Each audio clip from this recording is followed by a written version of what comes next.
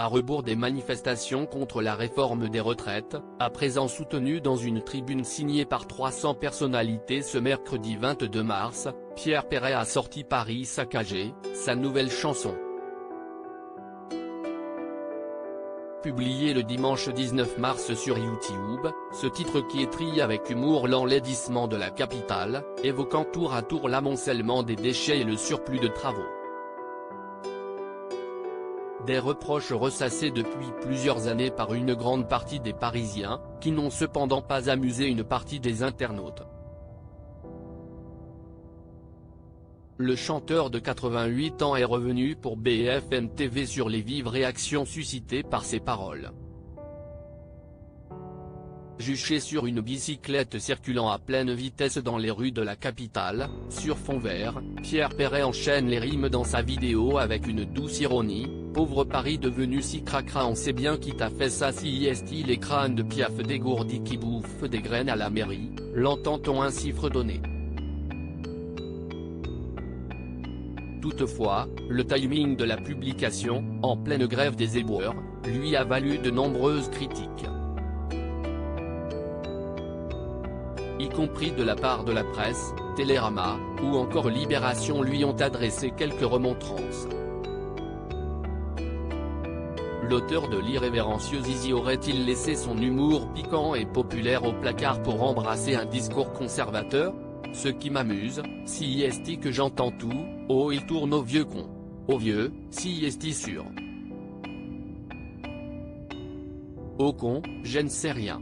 Si est tourné au vieux con, bah voilà, je suis un vieux con, a donc lancé Pierre Perret sur BFM TV ce mercredi matin.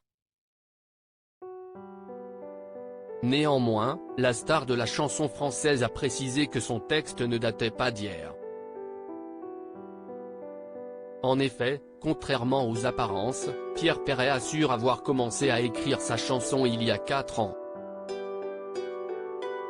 Supérieur à 80 ans de Pierre Perret, retour en images sur sa longue carrière. Pierre Perret, le chanteur n'a jamais plu à tout le monde depuis ses débuts en 1956, l'auteur-compositeur-interprète originaire du Tarn-et-Garonne ne s'est pas fait que des alliés. Outre les polémiques déclenchées par des rivalités du métier, les lettres peu avenantes de détracteurs et la controverse autour de ses rencontres avec l'écrivain Paul Léoto, Pierre Perret a été maintes fois critiqué. Parmi les personnalités qui ne l'ont jamais supporté, l'artiste citait en octobre 2021 dans 50 Inside une première dame bien connue de la Ve République, Yvonne de Gaulle. Selon lui, l'épouse de Charles de Gaulle aurait tenté de faire interdire l'une de ses chansons. Et pas n'importe laquelle puisqu'il s'agit des jolies colonies de vacances, son premier tube, qu'Yvonne de Gaulle aurait qualifié de honte de la chanson française.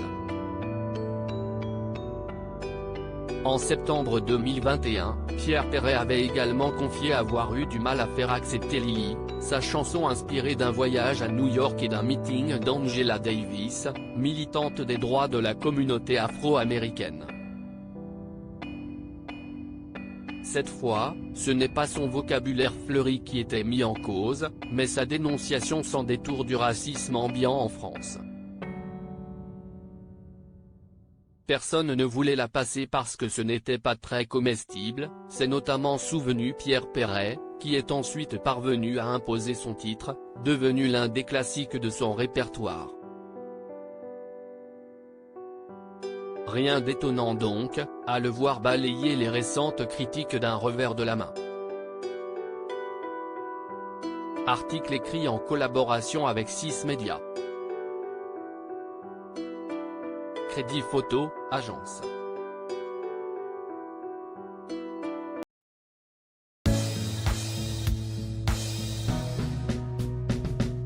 But there's all times through the rough times I think